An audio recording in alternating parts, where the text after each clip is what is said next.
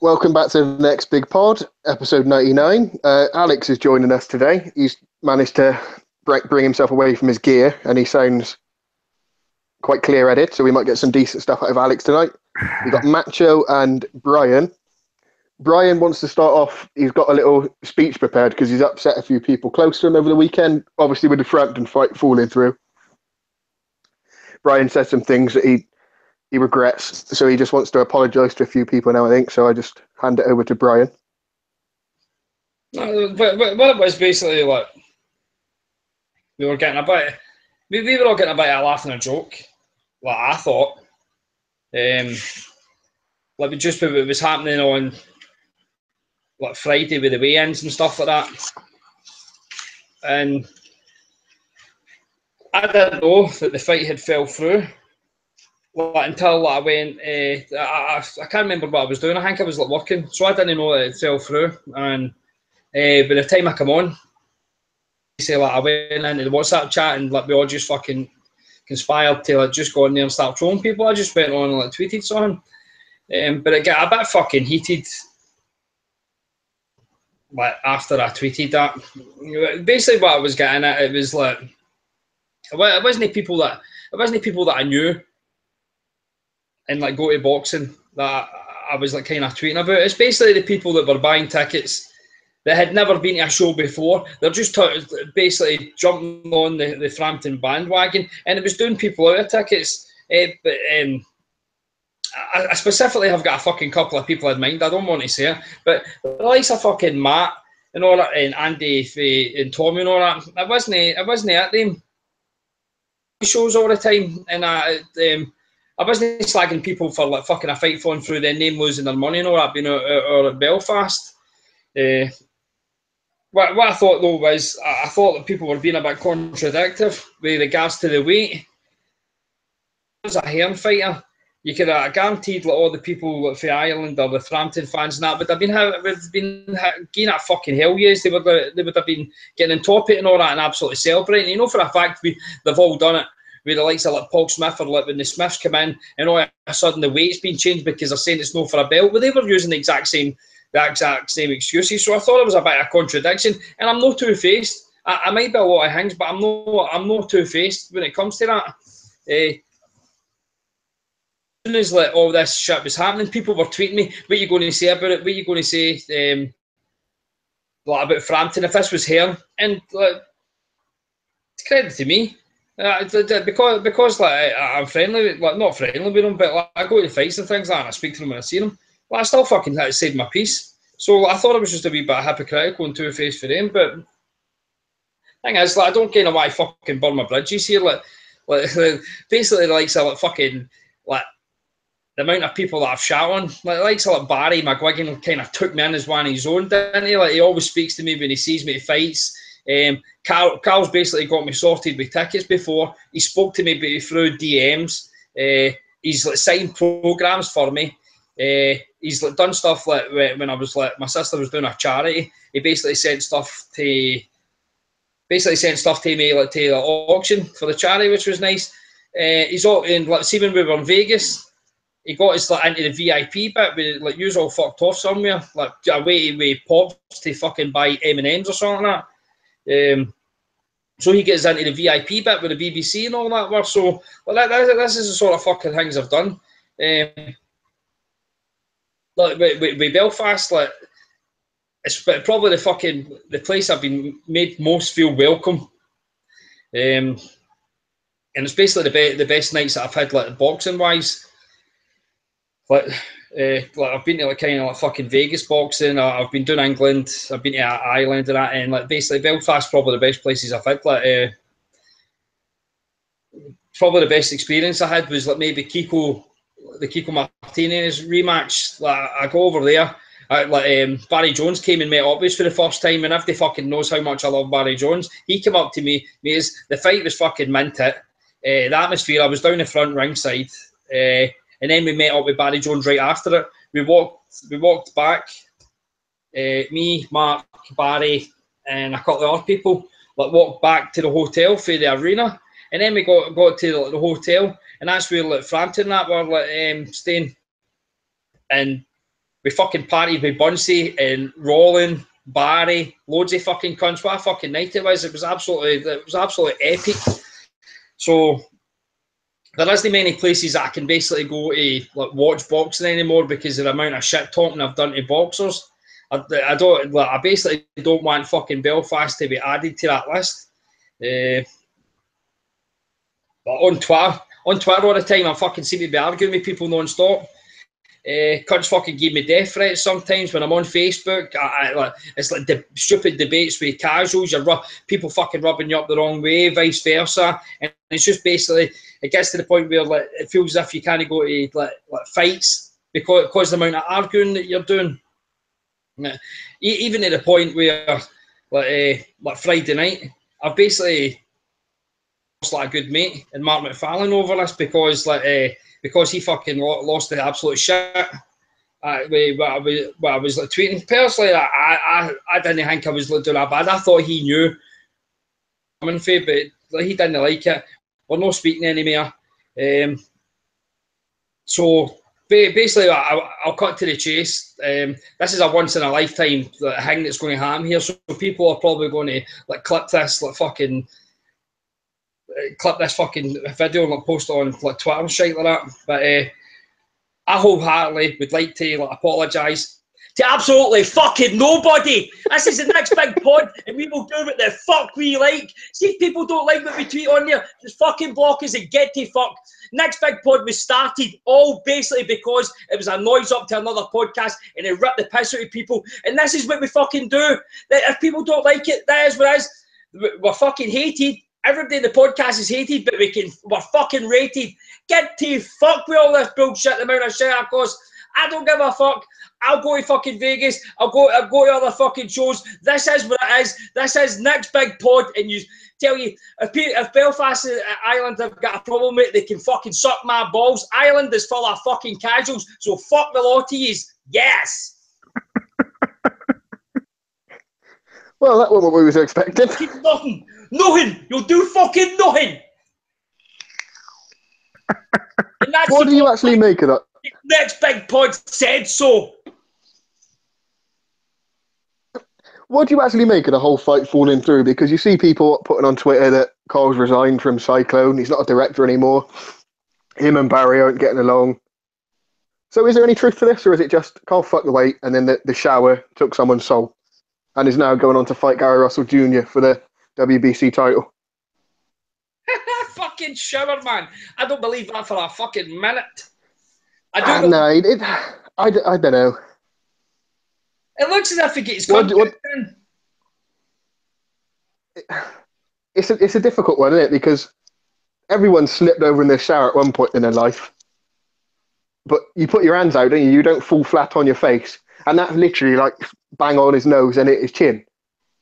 I don't know how you managed to do that, but there we go. Macho, you're a bit of a conspiracy theorist. Do you think there's anything, any ulterior motives to Carl fucking the weight? Well, there's a lot of coincidences, isn't there? So we've heard rumours before that all isn't well between the two, and then he fucks the weight. And then there was rumours before the actual announcement that the fight's been cancelled, that it got cancelled. And then there's all those screenshots going around about, I think, was it Carl Frampton resigning as a director of Cyclone? So about fire, I'm like you. I don't believe for a second that you can slip over and do that sort of damage, knock his teeth out, cut his nose, cut his chin. I mean, I'm assuming it's a stand-up shower that he's in. Yeah, it would be, wouldn't it? Yeah, I mean, but not like a bath. You know, like sometimes you have a bath and you've got a stand-up shower in the bath. No, not like a shower and bath you got at home. It'd be a full-on walk-in shower, wouldn't it? Where do you slip on one of them? There's probably more to it than meets the eye. I don't really want to say what I actually think may have happened because I don't want all of us to get sued, but... no, fuck that. No, go on, say it.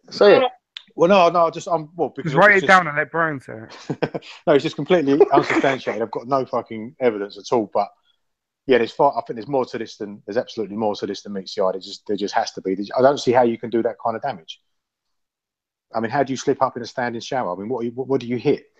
Because first they said it was an accident, didn't they? And then there was like, oh yeah, he slipped. I mean, it's just terrible. It looks like he's been filled in, doesn't it? Let's have it right. I don't know who tweeted it, but it was someone who knows this shit. Maybe it was Ryan or John Evans or something, or that Tom Craze. But they've said there is like reported instances of people who've struggled making weight in a hot shower and they pass out that same day or later on that evening. That's more plausible. So maybe the simplest explanation could, or usually is the correct one, and he could just have passed out in the shower, whacked his head, and then obviously wouldn't be putting his hands out because he wouldn't know he was falling. Well, that makes the So most sense. maybe that's the reason, but still, it's still dodgy to me. It's still dodgy to me. The weight is dodgy, like a pound. That's a lot to get wrong. It doesn't sound like a lot, but that's massively over. And then to not attempt to redo it. He did attempt to redo it as well, and also he's not long moved up in weight, so there's no way he can be tighter this way because he can't move up again. He's too small. And I think Dewey made a good point saying that you keep hearing a lot about Frampton and retirement and stuff like that. So how much is he into it anymore? I don't know. But as you say, a pound, that's a lot of weight. Well, I tweeted that if you can't get up for fights that level, you just simply don't take them, do you? It's not an excuse to say, oh, I don't really not motivated for this type of fight. If you're not motivated, don't fight these guys. Just wait until you can fight someone better, or pay Selby more money and make that fight happen. Don't try and make the decent fights on the cheap and then take a shit one that you don't care about. But it was a WBC eliminator as well, so it wasn't as if it was a complete bum homecoming. There was something on the line. Yeah, but that doesn't make it a good fight, does it? You can put any old trinket on it. At least there was something to it. There was a reason to make weight, more so than if it was just a fight in any old bum for no reason. Maybe you could understand it more. I've seen the Irish saying, "Oh, well, Selby missed weight when he fought on David Hayes' undercard in the Hay Bellew fight," but that wasn't for a title. That was literally just to get him out. That was just a fight scheduled at any fucking weight, so he can get to fight with that. Selby probably struggles to make that weight harder than anyone else in that division, and he makes it every time when he's got a title fight. It's not an excuse. It's not an excuse. Or it's only a pound. It's not going to give him any benefit. It's not the point that's going to give him any benefit, is it? You sign the contract and make the weight. You make the weight. The thing is, we all like simple Frampton, as that. we all like Frampton because our boys think he's one of us, but he's fucked the weight and he deserves stick. Sorry, Alex, go on, mate. No, it's saying it is giving him an advantage because he would lose the weight otherwise. He can't lose the weight. Therefore, it's too hard for him to lose the weight. Therefore, he's having it easier than he would have. So it is giving him an advantage. If he had to lose that extra pound, he would be range, which means he wouldn't be as good as he was, which means it's his own fucking fault and he's getting an advantage. I mean, I'm not knocking Weekard. I know I give him shit on Twitter and stuff, but that's mainly for a laugh because he just winds people up. I do like him. Obviously, I went over to Vegas to watch him. Watched him beat Quigg. Two brilliant nights, but when someone fucks up, we call them out on it. It doesn't matter who they are. We ain't got allegiance to anyone, as Brian said. We don't fucking like anyone, really. It's consistency. That's the thing, isn't it? Yeah, like if that was Quigg, they'd all be going fucking mental, and so would we. When it was Carl, we went mental. They didn't. Then that's the consistency, like you say. If someone fucks up, we'll call them out on it. It don't matter who they are. It don't matter if it's Hearn, Warren, Barry, anyone. If they fuck up, we'll let people know they fucked up, or at least we'll try. I think there's a bit of disrespect there as well because when was the last time we fought at home? So it's a big homecoming. It's on Channel 5. I mean, I'm sure the TV execs at Channel 5. I know it's not cool to talk about that, but they must be fucking pissed off as well. And just to throw the weight and then go, "Joe, I'm not even going to try and take it off." A bit of a piss take, to be fair. Yeah, I thought I sent this tweet out on the Friday night once it did get cancelled that like big TV companies like your BBCs and probably even your ITVs, they look at stuff like that and they think, what is the point of boxing? Because you never actually have the program starting until they're both in the ring and the bell goes. Like that, this fight got cancelled after they both made weight. And what other sport does that happen in? In football, they don't decide to cancel a game, do they? You know, you're kicking off at 3 p.m. on a Saturday or 7:45 on a Tuesday night. You know that's going to happen. With boxing, you can build it up for weeks and weeks and weeks, and it can still not happen like 20 minutes before the fight. And this kind of comes back to the point where I'm a defender of the UFC. The UFC stack their cards that much. See if the main event falls through, they can still carry on with the card because the amount of fucking decent fights they've got on it anyway. So this is what boxing doesn't do. Boxing doesn't give you the like a 3-4 fucking. Nobody wants that long ass card when you're fucking sitting watching fights all night. But see if they're 50-50s and they're intriguing. Let's see if the headliner fucking falls through, but there's like the co-main's an absolute belter. But people would have been really pissed off if like Canelo Floyd fell through. But see the fact that like Garcia and Matisse was on the undercard and they're just saying, right, we're just going to fucking carry on with that. that it would have been a bit of softener. But boxing doesn't have that. You get absolutely shafted. So, but hey, well, I wouldn't go that far. When Kell Brook and Chavez fell through, we had Eubank and Tony Jeter, mate. You can't moan at that. Solid replacement. Oh, that's right. I don't even think I watched that fucking fight. It was neither did I. Tony Mo better Jeter. Yeah. I didn't watch that, man. That was fucking trash. But with the injury, I know people are talking about it. It's plausible that it was a shower, but it just looks as if that's some fall. He's not even trying to break his fall either with his hands or nothing. What is he doing? Was he showering fucking... You know how when you're somebody's taking a free kick in a wall and football and you fucking put your hands behind your back? Is that what he was doing? Well, what was he doing? Like, washing his ass? They just counted over? Well, I don't know. Like I said, someone said you can pass out after a hard weight cut in like hot steam. But so that's the only thing I can think of, that he would have passed out and smacked himself that way, because otherwise you ain't falling like that and not breaking your fall. To be fair, he's also from the slums of Mexico, so he might have never seen a shower before. So he might have got proper super excited and proper ramped up the fucking hot water and stuff, and yeah, he might have done. But still, I mean, fainting before makes sense, but fainting after, when you can rehydrate and start getting fluids on board, well, you're still a bit weak. It still takes out, doesn't it? No, it does, but yeah, I mean that's probably they do say the most simplest explanation is the right one, and if he's fainted in the shower, that's the only way, because then, as you say, he wouldn't be able to put his hands out. Why wouldn't they say that though? Well, this is the thing. Yeah. Oh, he passed out in the shower. Instead of, because then it makes it look bad, doesn't it, that he made the weight. You know what I'm trying to get at. It makes boxing look bad, doesn't it? And the old weight cutting business, which everyone knows is terrible anyway. Yeah, but that's even more reason for them to say, "Oh, we can't have the fight because he's passed out trying to make weight." But then Carl didn't make it. Did he look that bad on the scales though? Did anyone think he looked that bad? I mean, I've seen far worse. I thought Carl looked bad. Ainsley pointed it out on the Thursday or Wednesday press conference, whatever day that was on. Ainsley said Carl is looking slim. Yeah, but it wasn't him talking about Gutierrez. All gaunt in the face. No, he was on about Carl. The other one didn't look too bad. He didn't look that bad. I know you can't tell, but he didn't look too bad. Yeah, Carl looked worse. Yeah, he looked gaunt as fuck. Anyway, do you want to move on from talking about a fight that didn't happen to one that actually did take place? Well, but... Well, Brian, if you got anything more to add on there? I've not said nothing about the weight. I think it was fucking terrible, and I'm not here to make any excuses for Frampton, right? Because they are kind of beastly in the gym. They train like fuck. But I did say that I think the fact that it's dragged on, and they left it so late to announce the fight, that he's just fucked the weight. I don't believe for a minute that he's deliberately come in like a pound heavier so he doesn't need to fight Russell. Because why wouldn't he? Frampton's only wanting big fights now. He doesn't care. Probably the fight that he wants the most is maybe the trilogy with Leo Santa Cruz, because it's a hard fight, but I think Gary Russell's I would probably say he's the best guy in that division. But no. Heyman still pays mad money for his fucking fighters. You try to tell me if Frampton get a mandatory, he's not confident to beat Gary Russell. The guy's fucking arms are tiny as shit. I know he throws hundreds of punches, but I don't believe that for a minute. I think they've just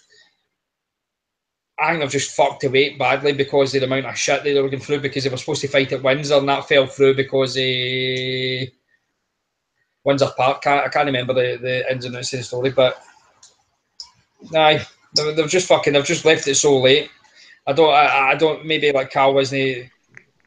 It just kind of took his eye off the ball. What it's like. The guys when they get older and on, they've been in these big fights. They probably just can't get up for certain fights. But at the same time, it's fucking really unprofessional. But it's the first time he's done it. But I just don't like that. I've said that before. I really don't like that. Can't get up for fights. You're supposed to be a world-class fighter. You have to get up for these fights. You have to make the weight. You have to go and perform. I know, but people buy tickets. No excuse. But the fact that but the one thing I did notice, he looked fucking terrible. I seen I can never ever get to weigh-ins because I'm always working. So the first weigh-in I ever went to was the Martinez rematch, and Frampton looked fucking awful, man. Absolutely. And he sat down ways and he was talking and all that, and he was you know how they've not got any energy through their voice, and it's as if they're low-pitched voice and that, and he went away, and I says to Mark, I was like, is that what he's like every time I wear? And is that what everybody's like away? And they're like, aye. He looked fucking terrible, man. His eyes were all sunken in. But see, when he went up to featherweight, he looked absolutely healthy. See, in Vegas, he looked tremendous. But this time he looked as if he had his eyes all sunk in again, like as if like weight off, and they're fucking really absolutely hammered that maybe the last like 7 days to try and shift the rest of the way. I don't know how it was for a WBC. Did they know do a 30-day weight check? Yeah, they do a check, don't they? Aye, so maybe have a look, maybe try and find that. But it looks as if he's maybe just crashed the weight because he didn't look as healthy as he was in Vegas. We all know that he didn't like the fact that he went to like Texas, but he looked absolutely fucking tip top in Vegas. So I don't know what's went this time. I just think like they've just done it all wrong, and the fact that they've dragged it on so late. But at the same time, no, fighters shouldn't be doing that. It's their job, and as Macho says, he's only just went up to featherweight. They 4 pounds have done a world of difference to him. That he doesn't need to kill himself anymore. But aye, fuck the Irish.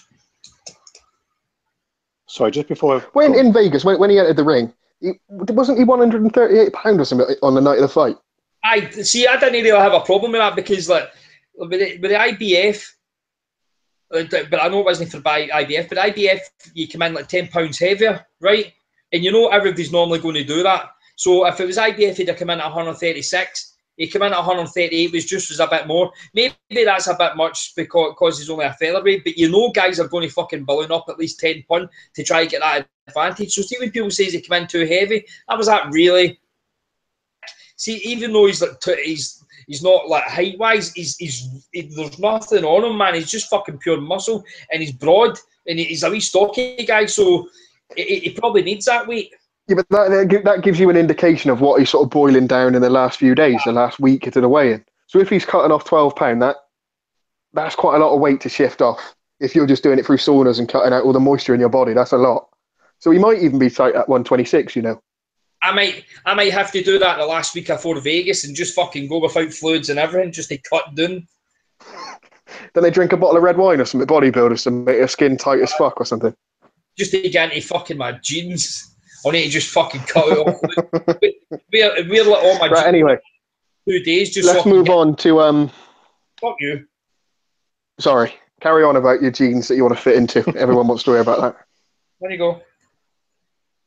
Do you want to talk about Washington and Miller? Because I know you're both big fans of them, aren't you? Fucking hell. Brian, I can take this one. What did you make of it? Because I know, like, someone in the YouTube comments give you some shit about this, saying that like elite athletes are shit. But you're telling me Jarrell Miller's an elite athlete. What was he, £298? Yeah. Absolutely ridiculous. What is he doing that heavy? There's just no need for it at all, is there? Until I have a bigger gas tank than Gerald Washington, that's going some.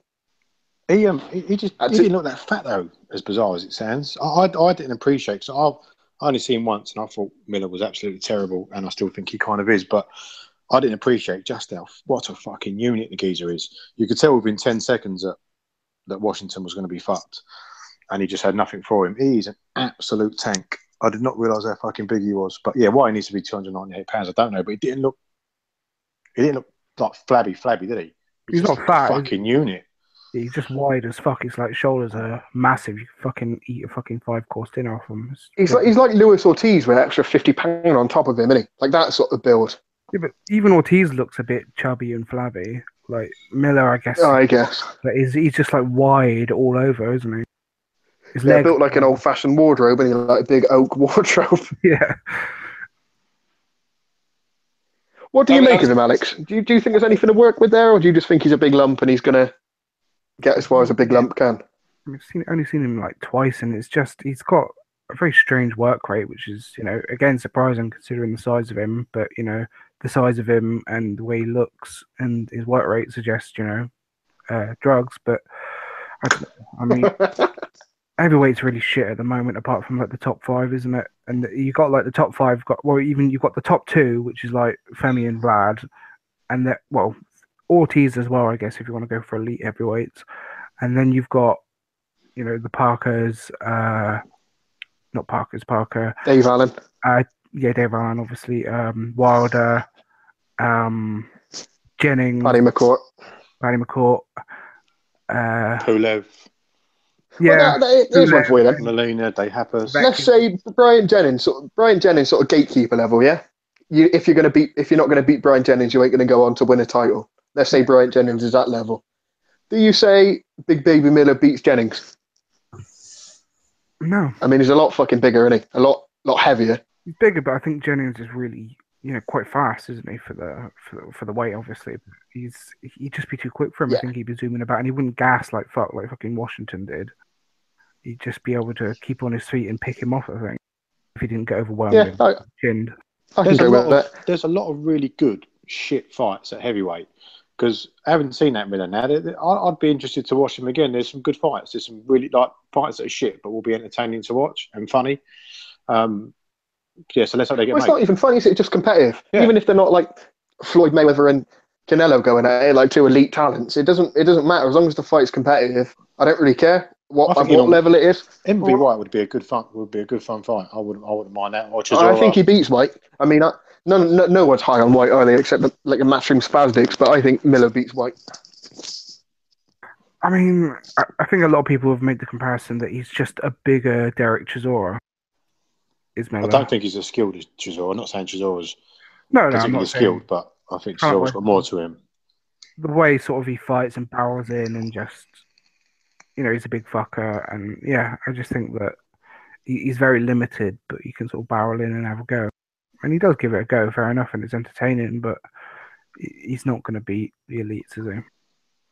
No, but there must be something like, if you're 18 stone and you're smashing some geezer in the head and he's just smiling, just going nut and just keeps walking forward, that's going to break your spirit. That is going to break your spirit. It depends how big of a chin he's got. Then if he's got like he's made of granite and the size of him, he might be able to like upset the apple cart a bit. If Femi's like, because we know Femi's not got the tank, is he? If he can't get you out in that one round that he does his massive flurry, then he's fucked. I was about to ask that. As bizarre as it sounds, I mean, styles make fights. Is that a style? If, like you said, if he is made of granite and he can take a dig, I'm not convinced that Femi would do well against someone like that who's just going to keep coming forward, and just not stop. Well, we said after the Vlad fight, didn't we? It's going to take someone who can like endure that barrage, that like that 2 minute, 3 minute, when he goes into like crazed sort of King Kong mode and he's just fucking running across the ring like beating his chest, going absolutely mental. You know, like when you're playing a video, well, if you're playing Overwatch, there's a character called Winston. And once he gets his special, he just goes fucking mental, like bashing fuckers out of the way. Yeah, that is for like the 30 seconds of what AJ does. And if you can endure that, it takes him a good 2-3 rounds to recover. So maybe, just maybe, if he is made of granite, he could actually beat Femi. But that's reaching, I think. I'm with you. But he might have that sort of style where you can just, because he is so heavy. And so wide, you can hit him with a brick and he ain't going to move. This is where someone like Fury in his pomp would just school him, regardless that he doesn't hit anywhere near his side. He would absolutely school him and dance around the ring. But someone like Femi, who's a bit more static and doesn't move around the ring and does gas, and as you say, once he goes into his blitz mode, if Miller can survive that 30, 60 seconds, game on. Make it happen. Who are you saying there that could possibly beat Femi? No, we're not saying he could, but he might have this. If he was made of granite, the way he's built and that, because people like pinged him with shots, they just bounce off him. His tank doesn't appear to be that Miller.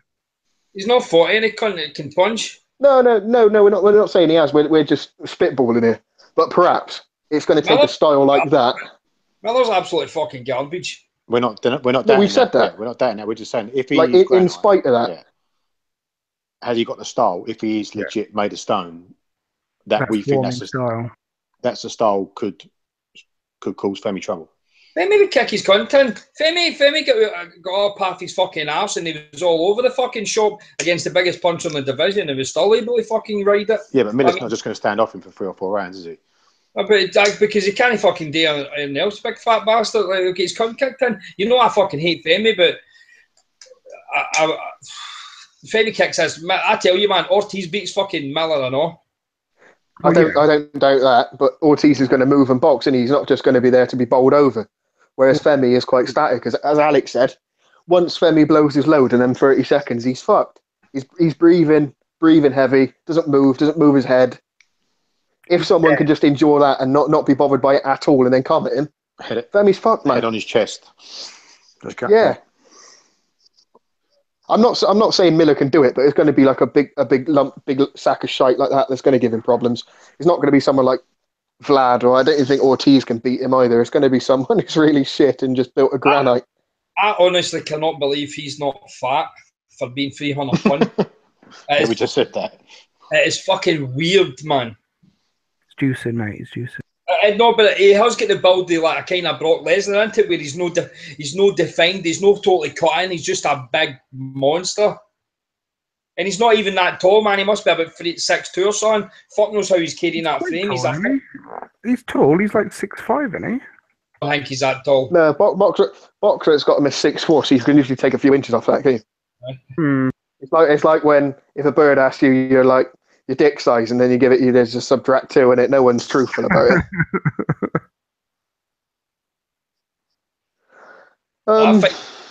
We talked enough shit. Yeah, we talked enough shit about that. There's not much really more to say about that other than it was garbage, and I wouldn't rewatch it again. We had a peg leg, and I found this quite funny. Darren Barker, when he was realising what he was saying and then backtracking, I thought that was brilliant. He was really starting to carefully. Did you hear that, bro? Yeah, he did. When he went, he shouldn't fight injured, and then he was like, when I fought Sturm, I definitely wasn't injured. It happened in the ring. Of course it did. You got him to admit that he was injured going into that fight, didn't you? Brian. Sorry, I'm on fucking Eddie Hearn's fucking Facebook. And guess who's popped up? That Jamie. Leave him alone. You're weird, man. You're a creep. You're a creepy stalker with him, man. Leave him alone. That fucking Jamie Buckton's a wee bollock. Sorry, what were you saying? I was saying the Highland and Charlo fight. When Barker was commentating on it, he was very careful with his words, shall we say, because he started off saying, he shouldn't have gone into the ring injured, and then he must have had a light bulb switch on his head and think, fuck, I did that. I actually noticed his leg. I full fucking sky. Let's say then, and right, I'm not trying to fucking blow me like trumpet because it was obvious, but it was like kind of walking with a zombie. He couldn't fucking bend his legs. He literally could only go like, you know how used to play the Atari 2600, and you could only go forward or backwards or fucking left and right. He couldn't move. He couldn't do nothing. He was just legs were so stiff. And he was injured, but you know what? Guy shouldn't get into the ring fucking in a bad way like that, but he's for Argentina and he's probably poor as fuck. That's probably his biggest ever payday. I don't care. Charlo was always going to kick his cunt in anyway. But how New York passed him medically, considered they're the toughest ones in America now to fucking get a hit. They see it every round. There's hundreds of them running about the corner checking their eyes and all that to make sure, because that was it Magomedov. Is that who it was? Yeah, Magomedov. Cabbage now. Yeah, but they don't check your fucking legs, do they? No, but they don't. He did check his legs, so that was it. The fucking doctor came in and checked his legs. He had tape. Mate, he had tape. He had tape. He was walking to the ring taped up, like strapped up to fuck, and they made him take it off. Mate, you can fight with broken hands, broken fucking legs, broken jaws in boxing, but if something's wrong with your brain, they stop it. They don't care about the rest of you. They've never done that. I mean, look at Arthur Abraham against fucking Miranda. Fucking, he just fucking jaws hanging off, and he still goes on. Fucking Ricky Burns jaw hanging off. If Gary Lockett was a ref, then every fight would be stopped when as soon as someone takes a punch. We can't have that, Boyle. Sorry, Dewey. Sorry, Dewey. David Hay against Bellew. He fought on fucking 6 rounds, 5, 6 rounds with his fucking his ankle ripped to fuck. You know, no one gives a shit. It's only if it's your fucking brain and you start blinking funny, do they go, hold on? Or you've got a sore eye in the case of Liam Williams. He is pretty dodgy because he is basically defenceless with one peg leg, just hopping around or dragging that leg around. He's not in a position to attack, really, is he? So you're just open. They said he came to the ring with a load of tape on. And then someone told him to take it off. I mean, I was legit raging just for selfish reasons because I picked Charlo on points, and I did think Charlo. Fucking No, let's have it right. The geezer's standing there on what? He got one leg, and Charlo, well, didn't actually get him out of there really properly because he couldn't fucking stand up. It still took him 4 rounds for them to wave it off. I didn't think that was a bad pick, but I have no idea. It just makes a mockery of the fucking sport when that's allowed to happen. That a fight like that's allowed to happen. It's allowed to go 4 rounds, and then they're spending extra time in the corners, and the doctor's having to fiddle with his leg. Look, the geezer can't walk. Do you know what I mean? You don't need to be a fucking doctor. You just need to have a pair of eyes and a bit of common sense. Like he cannot walk. He cannot stand up. Just get him out of there. Why he needed to fight for 4 rounds is fucking beyond me. But then, whether he get 200 grand for that fight, and he's been waiting a couple of years for it, so at least he didn't quit like some people did. But it's just fucking. It's not a good look, is it? I mean, why do we think they let them fight on like that then? I mean, if there's any minor brain injury or anything, well, not brain injury, but brain problem, or they look like they're a bit dazed, fight stop. But again, they let them fight the whole fight with jaws hanging off, legs broken, fucking arms broken, hands broken. You know, they're not fast. If your hand's broken, you're not going to end up with brain damage. Yeah, it's not long-term damage. And I also think with a fight like that, when it's happened from the start, I think the referee and everyone involved is probably thinking, "Oh fuck!" Like we've got to try and let this go, or try and give him every opportunity he's got. But yeah, as Carby said, you ain't gonna end up looking like a mong if you've just got a busted leg. Well, you might, because you're blood clot. You're essentially fucking defenseless, and they might fucking clock you. And this you're is true. fucking fucked. Yeah, no, that's a fair point.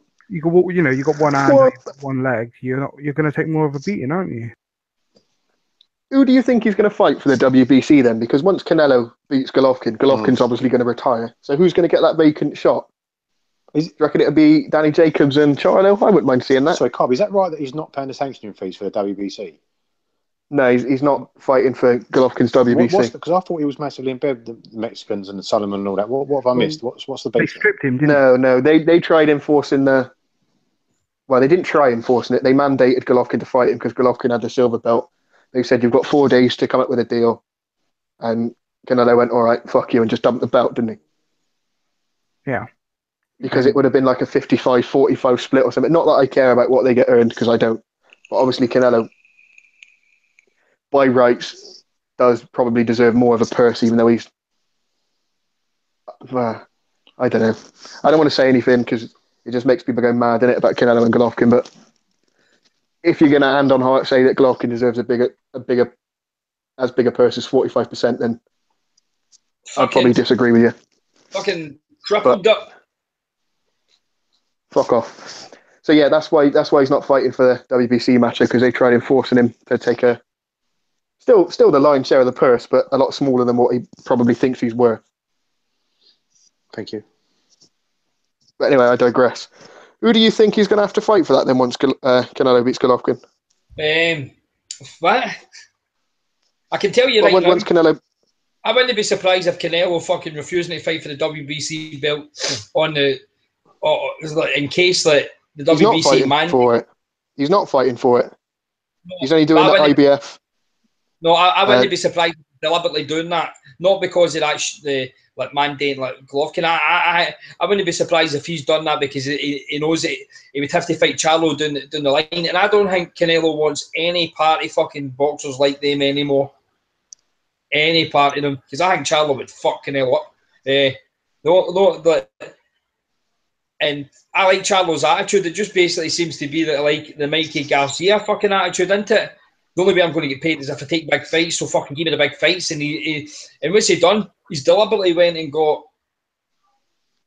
Heyman to go to the WBC to get him ranked in the WBC so he can get an eliminator for his first fucking fight, so he can basically maybe try and get Golovkin next year.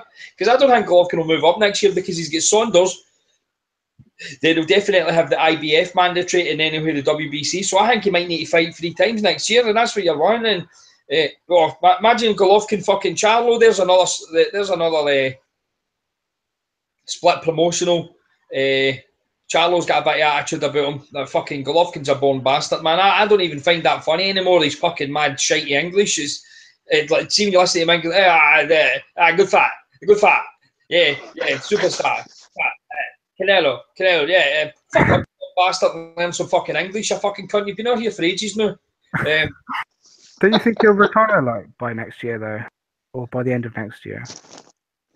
No. Well, being old and shit. He'll probably retire after fucking. If the Canelo fight is remotely competitive, if Canelo lets him win enough rounds for it to be competitive, they'll have a rematch, wouldn't they? Aye. He'll just let he'll get Golovkin have a second crack. Second crack at it, and then he'll beat him twice. Easy work, mate. Canelo all day. He'll not fucking fight Charlo because he robbed another fucking one of my black slickness earlier this year. My fucking boy, fucking Danny Jacobs, the miracle man. That is actually a really good fight. I would love to see Charlo versus Danny Williams. Danny Jacobs, I was fucking talking about. Yeah, I would like to see that. I don't think like Jacobs. What about you? Oh, I'd love that. Oh, I think that's a great fight. Like, they're the sort of fights that should be getting made. Fucking where else? Well, Danny Jacobs will probably not even fight again this year. Of course he doesn't. Once a year, innit? Aye. Right, on to the main event then. Bit of a stinker, really. We all talked ourselves into giving Broner a chance, and everyone does it every time Broner fights. You think, perhaps there might be something there, he might just do it. But it's been said by numerous people that above 130, maybe even 130, he's a bit of a straightforward plodder, single shots, and you're not going to beat someone like Mikey Garcia with single shots. It was, I've seen people, Lukey Boxing and Kevin Horn. How did they have it, Brian? Didn't they have it like 117, 114 or something ridiculous with a 10-10? No, Lukey had it fucking 40. No, he had it 106, 103, get into the last round to Mikey Garcia. So he could give Garcia, Broner the last round. He would have had it 7-5 Garcia. That's so bad. I think, being fair, you could make a case for 3 rounds, absolute max. I could only give him 2 rounds, and what did you give him? Do you remember? I think I gave him the first or the second, and then maybe the 9th. I think I gave him the first. Hold on, I'll get my scorecard up. Where's your scorecard? I gave him the first, and I gave him the 9th. Yeah. It was I don't want to shit on it because it was a good performance by Mikey Garcia, and like I said last week, you shouldn't shit on fights if they don't deliver, if they're made with the right intent. Aye, but man, Broner is just. I like Broner as well. I'm not a fanboy, but I find him funny when he's on the mic, and that he's brilliant. If his talent matched his talking ability, he would be the next Floyd. Well, what I've said to Macho before is, see if like with Harry Davis, because he's mentally weak. See if you're going to play the heel. It doesn't matter whether you fucking win, lose, or draw. You need to just keep it fucking rolling with it. And that's what Broner does. Broner takes his licks, so Broner will go fucking 12 hard rounds. He'll not quit. And I tell you one thing, I'm all for shitting on people, right? I like Broner. And like, people boo him at the end of it. The guy just went 12 rounds, get totally outclassed. It's not as if he deliberately fucking fought that way. But he just couldn't win. So he done as good as he could get. People are fucking booing him and giving him absolute abuse. And then they're fucking raging at the reaction they get off him. What do you expect that guy to do? Of course he's going to react in that way. And I fucking like the fact that he did react in that way, because it's true. These fuckers will come here and watch me win or lose. I don't give a fuck. I'm getting paid for this. This is the persona that he started off with. You need to keep it. You need to fucking roll with it. People will turn around and say, "Oh, it's bullshit now because you've lost." Aye, it is. Like, to have that sort of attitude, you need to be not undefeated or like fucking smashing cunts, and he's not doing that. But at least he's sticking with it. But O'Hara Davis is just a cabbage, an absolute fucking cabbage, yeah, boy. It just folds, can't handle social media and all that. Broner doesn't give a fuck. Broner shags prostitutes, then posts it on the internet and all that. And that fucking posting pictures of fucking handguns and all that, saying he's going to kill himself. That's the shit that we're into. But he get totally outclassed. I'll let Macho jump in. Do you know what I liked about Mikey Garcia, which I noticed him quite often doing? He would basically turn his jab into a left hook. And I love that. See when you kind of double that punch up. It's like, because I think what do you make of his jab? Because it's one of my favourite jabs in boxing at the minute. It looks powerful as well. Aye. He kind of does really fucking step into every punch, doesn't he? It's not as that he doesn't kind of throw a punch like just like a finder, a range finder and all that. He picks his fucking punches perfectly, and what he does is he's always fucking stepping in with them and just like punching through the opponent. And I can't remember. Maybe it's because he's only fought twice, 3 times in the last 3 years. I can't remember him being that good to the body. It was fucking tremendous. The way he would just kind of switch it and just go to the body. And Broner can take a doing. I think Garcia's got like maybe power up at like 140. He's probably carried his power, and Broner fucking took that well. And he hot. I think it was that a left hook or something? I hot Garcia with a fucking left hook. I'm positive it was, and it looked as if I hot Garcia, man. But Garcia took it well enough. So that's kind of answered my questions about like Garcia's chin. But it was right at the end of the round, though, wasn't it? I think it was round 9 or 10, right at the end of the round. It was a wild left hook. But yeah, I'm like you, Brian. I mean, I noticed that with his jab, who throws it, turns it into a left hook, and sometimes he dumbers it and throws it into a left hook as well, which is just class. One thing, it might sound like a stupid analogy, you know when you've got a defender watching football and you've got an attacker, not like Ronaldo because he pulls it off, but you've got an attacker doing like loads of lollipops, he's doing nutmegs, he's dropping the shoulder, he's doing all this kind of shit, but the defender's just got his eye on the ball and he pokes his foot out, nicks the ball, and then goes on about his business. That's Mikey Garcia. Broner's doing all the movement, all the flashy movement, popping out his jab really quickly. But if you watch Garcia, he's so comfortable to stand in punching range.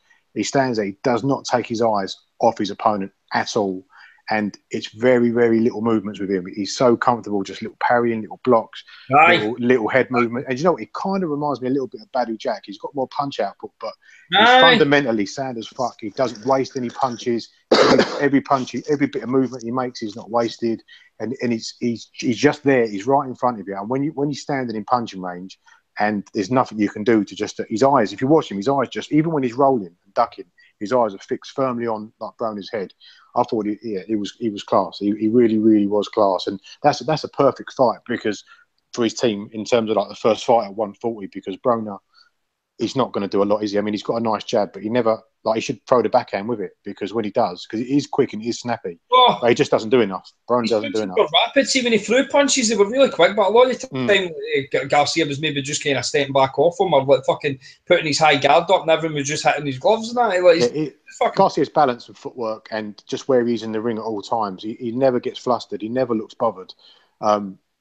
He's fucking a class act. I actually thought Broner, again, it's frustrating towards the end of the fight. He's quite a good body puncher himself. He whips in some nice shots to the body, but I think someone like Garcia, you're going to have to try and rough him up a little bit, because you can't box with him and you can't stand out of range. And I don't think, well, actually, to be fair, at any range he's comfortable, but you need to try and bulldoze him and bully him a little bit. I thought Broner did that to a little bit towards the last 10, 11, 12, but Garcia's class act, mate, and he does remind me a lot of Battle Jack. Fundamentally, just sound as fuck. I mean, where would you pick a weakness in him? With that, by the same token, you can't necessarily pick something that he does well. Really, there's nothing really that stands out when you watch him. He's just the jab. The jab is he's good at everything. The jab is the jab. Yeah, he doesn't. Just good at everything with no real weakness. He's a bit, like when you're watching Lomachenko, for example, and you just see them and you think, this is so far and away from what everyone else is doing, he might as well not be boxing. But with like you guys like Linares and Mikey Garcia, they're so good technically that they can. I think they could compete with them just by doing the basics incredibly well. There's no like special effects, is there? They're just. I've mentioned it before. It's like a goal swing. Really, just really incredibly sound at it. Yeah, it's like, mate. I'm telling you, it's a poncy analogy, but it's like a goal swing, mate. Anyone who plays golf will understand this. You've got to get your setup right. You've got to get your grip right. You ain't going to be able to swing that club if you haven't got the fundamentals right. And people like Jack and people like Garcia have just got the fundamentals and the jab and the backhand. The stance, the guard, all the basics that anyone could potentially do. Because power is something. I wouldn't say you just have power, but power and speed are difficult to work on. But the stuff that you can actually properly work on, like your guard, like your jab, like your balance, your footwork, that stuff. He's fucking perfect. He's brilliant at it. I mean, Darren Barker was winding me up. He kept saying punch perfect, punch perfect. He wasn't punch perfect, but he's fucking excellent. And as you say, where's his flaws? Did he carry his power all the way up to 140? Maybe not. But is that a weakness? Probably not. I think he looked a bit fleshy there, didn't he? Yeah, he did, yeah. But it's mad though that people can look fleshy at 140, and if I was at 140, I'd look as if I was fucking a Jew in a concentration camp. Well, he made his comeback fight. What was that? 138. He weighed in for that, and he was a bit fleshy then. So perhaps above lightweight, he's always going to carry a bit of timber. But it's mad though because it was only 3 pound less at 135, and he looked absolutely huge. His back was massive. He was cut right in. So I tell you, man, when I lose 3 pound, I don't even notice the difference. But these guys lose 3 pound and they could do a fucking waist size.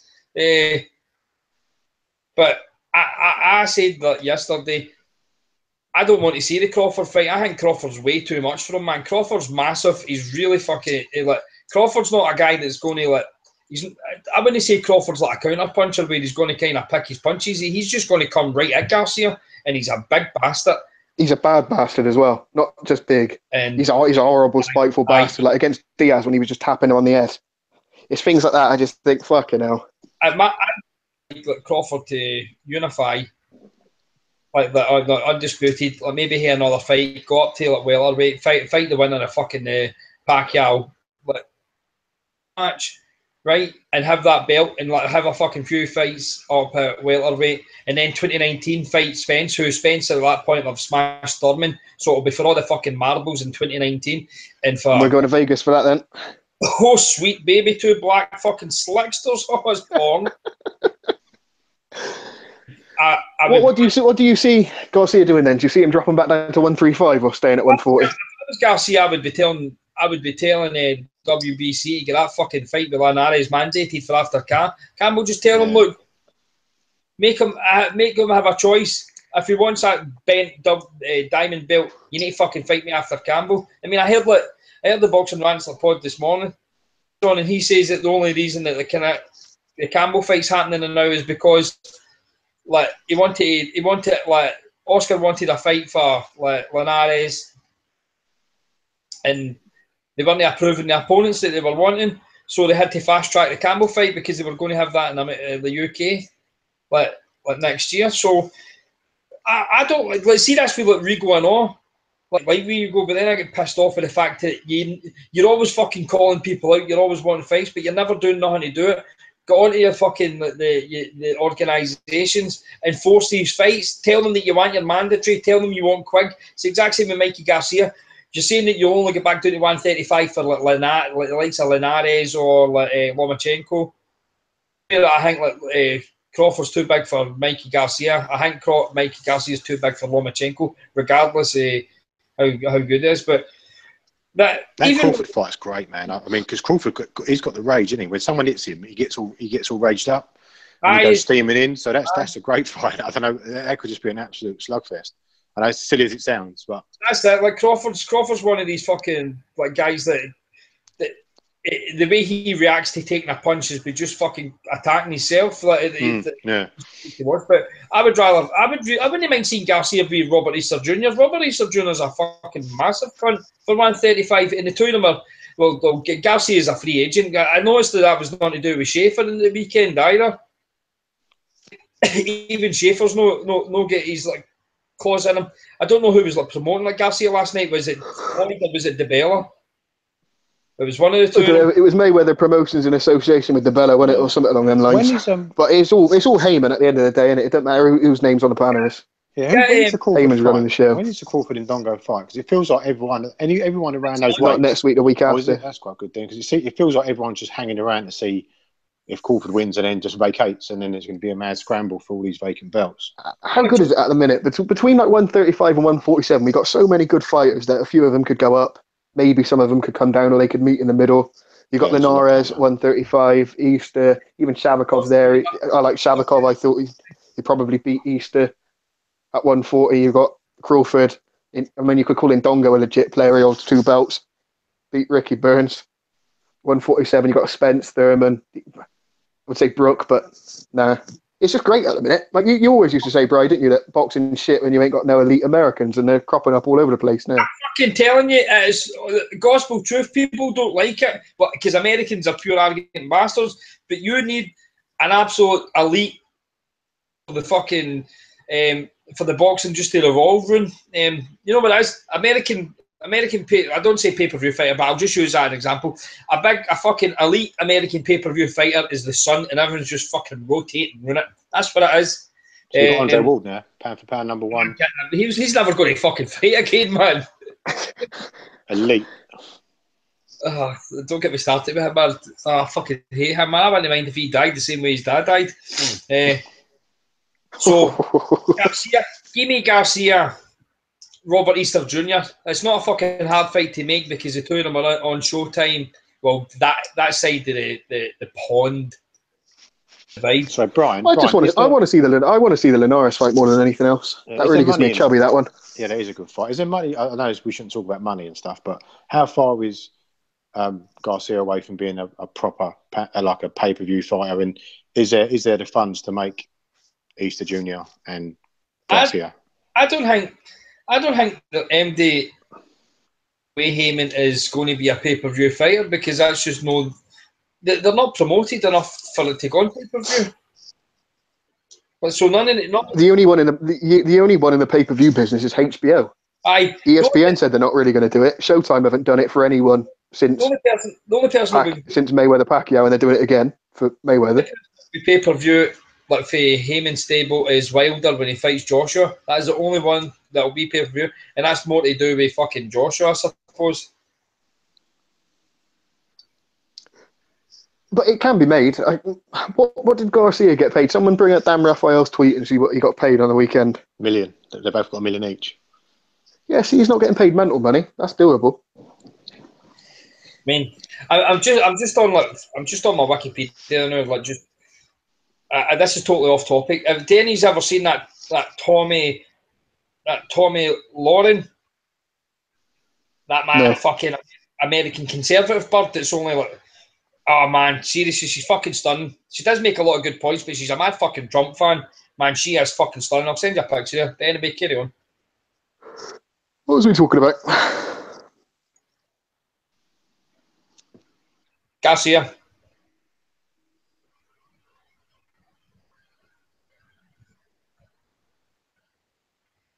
Cap. I was waiting for Matcha to say something. I thought you were saying something before you started talking about your Trump supporting bird. No, nothing important. His head offends me a little bit. He's got a weird square head, and Garcia. Saying not right, but he reminds me of the fucking, in Saw, the Saw mask. He reminds me of the Saw mask. It freaks me out a little bit. But, yeah, I shouldn't criticise anyone's hairline, but his is weird as fuck. Well, it's not the hairline. It's just his fucking head. His whole head and his nose. It's weird. It's fucking weird. Looks like that thing out of a fucking, what's it called? Red Dwarf.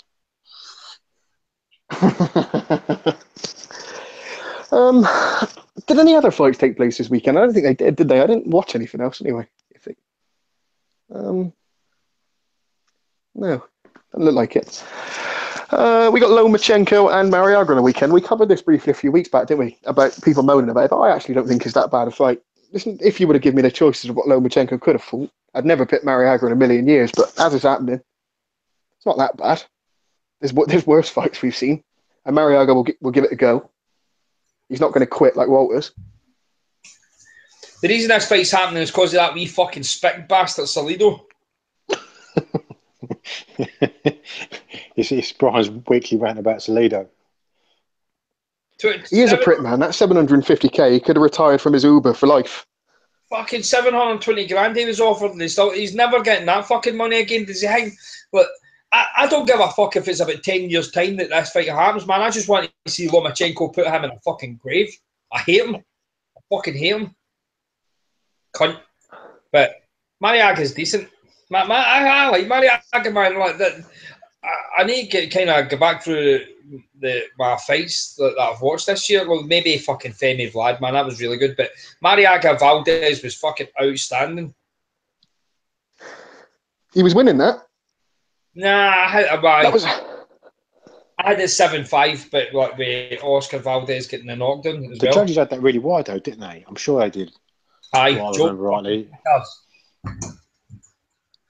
But if Lomachenko can stop this guy, it's an absolute statement considering Walters and Oscar Valdez couldn't he? But I don't know. Like I'm going to do a shape here, and I'm going to pick like Lomachenko's going to stop him on here, but because of the prediction league, I'm going to take it as like points. I think, or maybe like the opposite way about. I think Lomachenko's like far too good for him. I can't see him like clean knocking him out. It'll be like a mercy stoppage. Like a Sosa. You just can't defend from him. You just can't defend from him. Yeah, it'll be one of them where he's stopped up against the ropes or he's knocked down and then jumped on. He's not going to be Rocky Martinez and out cold. Well, this is the thing with Lomachenko, doesn't he? He breaks your heart, he breaks your spirit. He just wears you down. Like if he had like legit, I'm not saying his power was bad, but if he had legit power, he'd be fucking out of this world. But he can stop people that you shouldn't really be stopping in terms of power wise, just for the volume of shots and just like he's so good. He's so good at any distance and just making his opponent continually miss. And when you miss and then you get countered, those punches are the ones that hurt the most because you almost don't see him coming. So I wouldn't shock me. It wouldn't surprise me if Lomachenko stopped everyone he fought. If that makes sense. He's got the ability to do that just because of how good he is. It's not like it's more of like a quit stoppage, isn't it? Where they're looking for a way out, but they're not necessarily going to quit like Walters did and just say, "No, I've had enough." But they're wanting to get out of there, but they're too man enough to just sit down on a stool and fuck off. I get what you're saying. People who you think he would never in a million years be able to stop, their mind will sort of go out of the fight, and then that'll be it. The ref will come in. Yeah, and then they start sending out the warning signals, and they start looking at the corner, start looking at the ref, slumping in the corner and stuff, and all the body language just starts screaming, "Get me out of here! Get me out of here!" And eventually, as you say, the ref will just jump in and go no more because he's so fucking demoralising. But sorry, Brian, go on. Well, I think with the more fights that he's having, he's like, kind of like fucking miss a word. He's like holding his ground a bit more, like so. He's like he's like power. He's planting his feet. Aye, that's what I was trying to think. If you watch his early fights, especially after the Gary Russell one, when he's just fighting the bums, he's always on the move. Like he's like circling the target, and he's never planted his feet at all. He's just like running rings around him, just tapping him. And I remember when we had Charles on the first time, I said to Charles, I said, "What do you think of Lomachenko?" And he went, "He's too amateur for me." But then Charles loves his black slickness, like you, didn't he? Like a big Rigo fan and that. You know what Charles is? Charles is just basically like looking at boxing about fucking 40 years in advance, isn't it? The most fucking the blackest white people you fucking find. But it was the Martinez fight when you started not necessarily noticing any difference, but definitely more spite in him. Maybe the move up in weight did help him. He might have been a bit drained down at 126 and 130s. He suits him down to the ground. I know I picked like the end knockout like last year as my knockout of the year, but that Lomachenko one was fucking sick, man. It was just like a kind of fucking 1-2 went it. It's as if like he was just punched Martinez and before Martinez could get down with that punch that he was going down with, he fucking hurt him again, man. He was out cold, man. He was it was what was it, 4 rounds or something? It was a brilliant 4 rounds. Like I was jumping off my seat and stuff, even though it wasn't competitive in the slightest. It's just watching sort of that brilliance at play. You just think, what am I watching? This is incredible. It's a really good point. I know people. No, go on. You go. Go on, mate. Sorry, on you go. I know what people are and saying, "Oh, Roman Martinez, he's past it and he was never that good." Right? Maybe so, but that's not fucking true because Ricky Burns ruined him. But nobody's ever done that to him. Even Mikey Garcia couldn't do that to Rocky Martinez. I know he's eventually stopped him, but like Mikey get put in his arse with him and end up stopping him later on. But Lomachenko just fucking wiped him clean out, and this is what I want. I want Salido went fucking life and death with Martinez, and Lomachenko done that with him. So that just look at the improvement. I know it's like triangle theory. I just want that Salido fight just for him to fucking kill him, man. Just for him to absolutely fucking kill him. Just so I can go on the coalition and say, Nyota, you faceless wee bastard. No cunt knows what you look like. Wear your fade, what age you are or nothing, you fucking creepy wee cunt, and die. Greeting and probably fucking put on some minimum weight fucking Japanese fights, we creepy cunt, and rub his fucking foreskin off his computer. What was you going to say, Macho? No, I was just going to say that I was just going to agree with what you said about his sort of tippy-tappy style, and it sounds stupid to say for a guy that's had 9 fights, but there was a time when I was just getting a bit bored of watching him. I was like, it's just, as you say, it's tippy-tappy. He's never planting his feet. Like he punches on the pivot all the time. It was just a bit boring. But as you say, then probably, I don't know when it was, probably around the Martinez fight, he starts to sit down on his shots. And I'm going to sound like a right hipster fuck here, but when you watch him, say like there's 3 ranges, you're out of range, you're mid-range, and you're in the pocket. If you watch him, especially against Walters, just how sort of like subtly he edges forward, he'll start around completely out of range. And then he'll just slowly edge in and he's comfortable inside, and then he'll just jump back out again, and then he might spend a round just in the pocket, and then he's at mid-range again, and then he's back in the pocket, and then he's out again. And every time he's doing that, as he edges closer and closer, he's making the guy miss, and then he's countering. So next time you watch him, just subtly watch just how he moves his feet and how he just glides in and out of range. He's fucking wicked. But as you say, he started in the last few fights to definitely plant his feet, definitely load up on shots, and he's almost a completely different fighter to the one he was when he first turned over. As silly as that sounds, he's the same fighter, but because he's still got the movement, the slipperiness. You never know where he's going to be, but there's power. That maybe not even power. It's just he puts his weight behind a shot now where he wasn't before. Yeah, it was very, very he was point scoring amateur style, wasn't it? Whereas now he's a bit of a pro and looking to get people out of there, which is what you need, because you're not going to get any fans. No, like Riga, for example. And I like Riga. Everyone does, don't they? But if he was offered the choice of watching Lomachenko or Riga, who are you going to choose? Let's be fair. You're going to choose Lomachenko because he can stop people. Have you seen that? I know you can say Riga can stop people as well, but it's not the same. Have you seen that gif of him when he's doing a fast shadow punching, doing like the uppercuts? Have you seen that? It was Lomachenko. It was going around Twitter. No, I haven't seen it. I have to dig it out. Like it must be fake. I'll find it and send it to you, because I've never seen anyone punch that quick. It's fucking ridiculous. I'll find it and send it to you. Anyway, that's what I've got to say. There's old ones of Joe Kawasaki like that on a heavy bag, just whacking in shots, and there's nothing to them. But he was rapid as well. Macho, you wanted to talk about the Burton and Yard situation, didn't you? Yeah, I thought we'd touch on it briefly. I'm more interested to see what you guys think, because I've been kind of siding with Warren on this one, because I know it's not fair on Callum Johnson and that, but yeah, who gives a shit? I think before, if you asked what fight we wanted to see, I wanted to see Yard v Buglioni, and I've kind of sided with Warren a little bit, because he's saying, look, if we go down this Burton route, which is a good fight, and we've not seen, it's a very, very good fight for Yard. He hasn't fought anyone, and happy to see that. But if they go down that route, they're going to have to fuck about for ages trying to negotiate a deal, and then it probably got a purse bids, and then they could have that fight. And let's just say they do win that fight. There's no guarantee that Buglioni's going to beat Johnson, and if he does, then they're going to have to fuck around again, going through negotiations, purse bids again, and there's no guarantee that Buglioni won't just all of a sudden drop that British belt and then move on. So for Warren's saying, look, we don't really want to commit to this for the next 9 months because there's no guarantee it's going to happen. Let's just make this fight now. We're happy to do it here and now. So that's kind of why I've sided with him and gone, okay, yeah, we want to see, this is a fight we all really want to see, so let's just make it happen, as opposed to waiting and then it never happening. And maybe I'm a bit naive, but I think now, if there's one of those, Warren or Hearn, that's going to let one fighter fight on the other channel, I kind of think it's more Warren, because he knows that, BT are legit now, but if he sends Yard over to Sky, he knows that's going to get exposure. If he beats Buglioni, he's an even bigger star when he gets back. So it is a shame that we're probably not going to see any of them fight. But I don't know, I just wonder what you guys thought, because in the chat you kind of was all siding with Hearn on this and saying that he should fight Burton. But I kind of disagree. I don't really see what the problem is.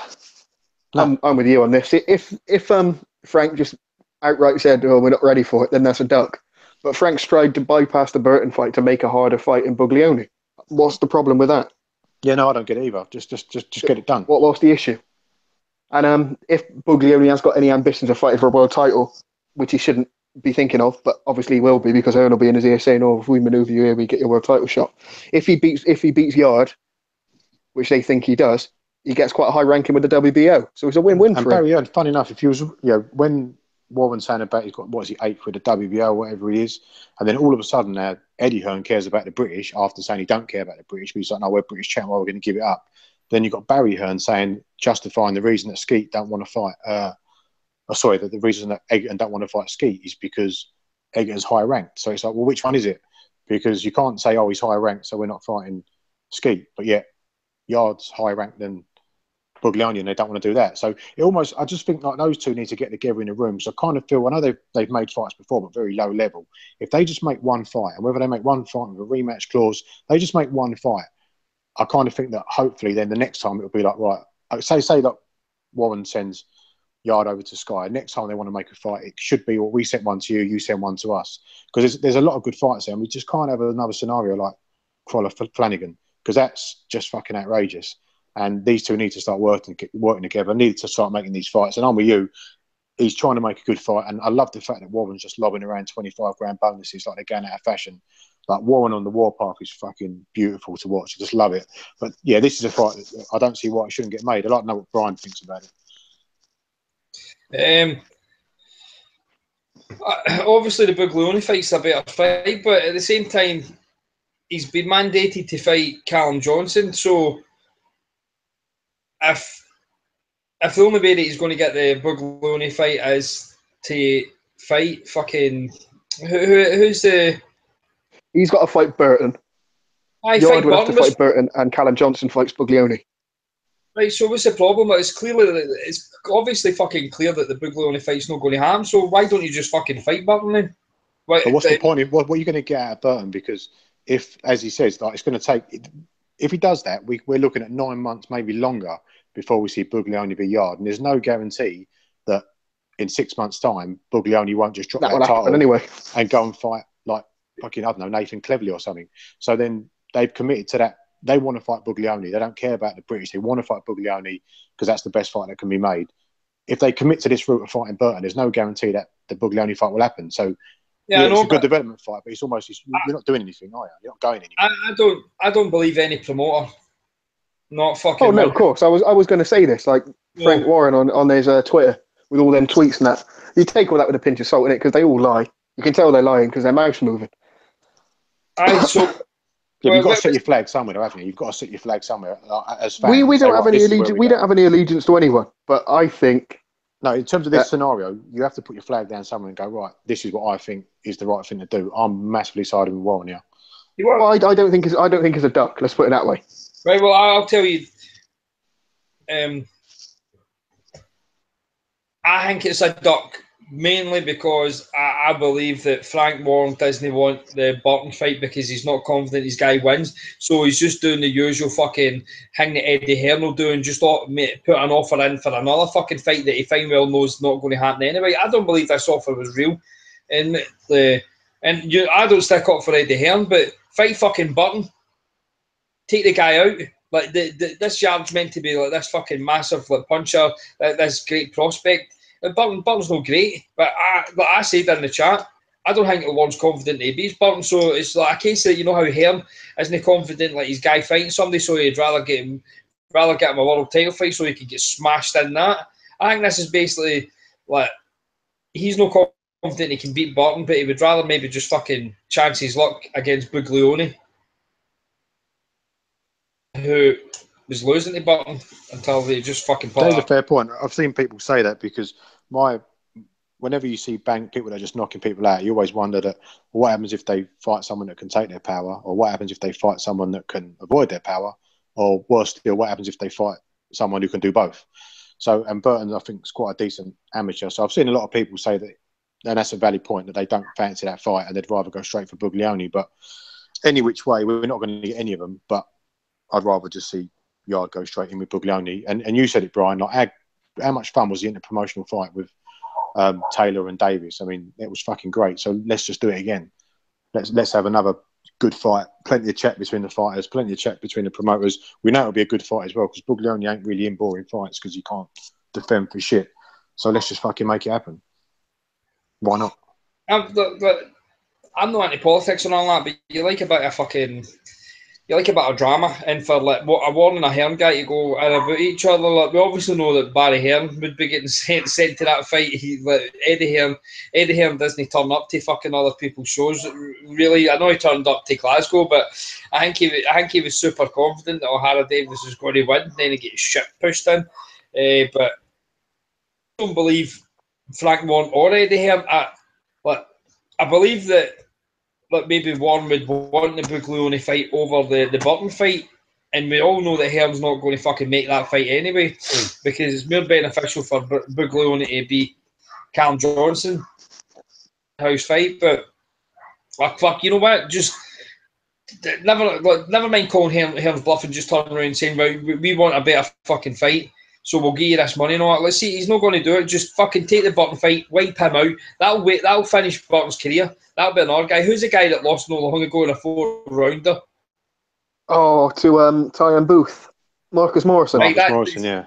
He's like a yardie fucking waist button. That's another Joe Gallagher fight I fucking done with. So just take him out. Just take them out like a fucking hitman. Just take them out and get them to fuck. I'll tell you what, one thing I can't understand. If Frank is that confident in Yard's ability, why don't they just send him to Sky? Because, like it or not, Sky is a bigger platform than BT at the minute. I think he would do that. I actually think he would do that. Out of the two, Warren would be the one that would send him over there for that very reason. Get him more exposure. Because if he goes over there, wipes out Burton and looks good doing it, he will bring people back to BT. He will get some casual fans on board that perhaps wouldn't have seen him or wouldn't know about him before. Is Yardy not already on? Is who not already on BT? No, is Yard not already on Sky? Is it not him that's on the adverts non-stop? Yeah, he's on he's on the NutriBullet or whatever it's called. Well, they don't do them anymore. They do the Volt Roll ones, don't they? They've binned off the Maxi Muscle ones, whatever it was. Because some people reckon he's the best one out of all of them. I don't know what you guys think of all the prospects. He was on Channel 5, Box Nation and BT at the same time on all them adverts, fighting on BT and on adverts on Sky and Channel 5. Or Spike, but same thing. That's I. So I just I rate Yard. I know you can't. And if he was an Eddie Hearn fighter, I'd be slagging him because he hasn't fought anyone. But I quite like the look of him. I think he's decent. I don't know what his ceiling is, how far he'll go, but I like what I see from him so far. Well, let's find out. Let's find out. That's a really good fight with Buglioni, a really good fight. And as I keep harping on about a broken record, your concern is, fighting Burton all good and well, but there's no guarantee that fight will happen 6, 7, 8 months down the line because you know how quick they are to want to move their fighters on and get them in with some weird fringe world title fight, or as I said, make the Nathan Cleverly fight if that's still there for them. Just fucking make it now because we just can't have another Flanagan Crawler situation. Just get it done. There's no reason why they just can't get that fight made. Get it done. Do a rematch clause, whatever you want to do. Make sure they have 2 fights. Just fucking get yourselves in a room and make these fucking good fights. Right, there you go. Well, Buglioni's got prior history with Frank as well, didn't he? You think it would be quite easy to make? Well, I don't know if he left on great terms or what. No, well, Frank did all right. But Frank did all right by him, didn't he? He got him the world title fight at home. Even though it was a snide belt. Frank spoke very highly of him in the interview, and he said, "I'm offering him a career high purse because I know what his career high purse was because I paid it to him." He spoke very highly of him. Said he's a lovely bloke, lovely fighter. I've got no issue. Hey, Macho, he sent him the check. It might not have cashed, but he sent him the check. Yeah, sent him a screenshot of what he could have won. But get it done. Just get it fucking made. Get it made. Get it on. Cunts. Anything else you want to talk about before we wrap this shit up? Anyone want to Mayweather McGregor Sky? Anyone surprised? Anyone got anything to say? Anyone care? I don't really care at all. I said it would be on Sky because they've got like Sky Sports News, like a 24-hour news cycle, and they've got the platform to hype the shit out of it. I know people are like, I hope it went to ITV, but how were they supposed to promote that shit? Have adverts every fucking so often at Coronation Street, and it was only possible to go to BT or Sky, and it was always going to go to Sky because they've not got the Canelo fight. Hey Brian, I tell you what, I was thinking about this today. You know, you said, or someone told you that Canelo Golovkin would be on BT pay-per-view. No, they still haven't announced that yet. No, and with this taking a thunder away from that, I don't know if they've took it on normal BT because they haven't got. It's not even on BT. It's on Box Nation. No, I'm sure they did. It's the same way. Canelo and Chavez was on Box Nation, but BT, wasn't it? They had Paul Dempsey in the studio with Steve Bunce and Barry Jones. They did it like Sky would do if they had a foreign fight. But this BT's version, not just in the Box Nation studio with Stevie Lillis in it. I think they need to send people over for this one.